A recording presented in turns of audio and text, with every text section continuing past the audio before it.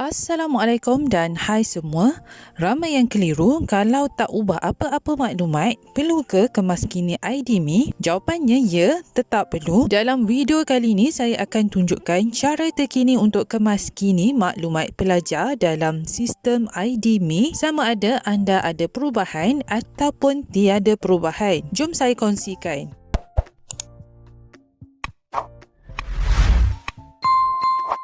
Pertama sekali, anda perlu ke website rasmi idme.moi.gov.my atau type sahaja ID.me, klik yang ni. Pada halaman ini, anda perlu log masuk menggunakan nombor kad pengenalan, kemudian klik daftar masuk. Kata kunci keselamatan, sekiranya betul, klik pada ruangan kotak kecil, kemudian masukkan kata laluan anda. Sekiranya terlupa kata laluan, anda boleh klik pada lupa kata laluan dan ikuti langkah seterusnya.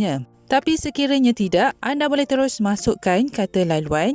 Sekali lagi, klik daftar masuk. Langkah kedua, dekat paparan utama ini, untuk teruskan, klik pada aplikasi, pilih pengurusan awam, kemudian pergi ke bahagian pengurusan profil. Untuk step ini yang saya akan tunjukkan adalah anda perlu terus klik pada maklumat anak jagaan anda. Di sini anda perlu kemaskini untuk setiap anak jagaan yang bersekolah ya. Klik pada nama anak jagaan yang pertama, kemudian tekan pada butang klik untuk terperinci. Langkah ketiga, anda perlu semak maklumat yang bertanda star. Jika ada perubahan, anda hanya perlu edit maklumat berkaitan, sama ada nak tukarkan nombor telefon yang baru atau nak tukarkan alamat email yang baru, ataupun anda nak tukarkan maklumat pendapatan terkini. Pastikan semuanya betul dan terkini ya. Kemudian klik simpan. Langkah seterusnya, jika tiada perubahan pula, anda tetap perlu tekan butang simpan. Pastikan keluar pop-up rekod berjaya disimpan. Jika tiada perubahan yang lain, anda boleh terus ke bahagian pengesahan. Pengesahan maklumat sangat penting ya. Perlu diingatkan, anda wajib klik pada bahagian pengesahan supaya proses kemaskini maklumat berjaya dibuat, dan pengesahan perlu dibuat pada tarikh terkini sahaja. Sekiranya tidak, anda masih dianggap belum membuat pengemaskinian maklumat pelajar.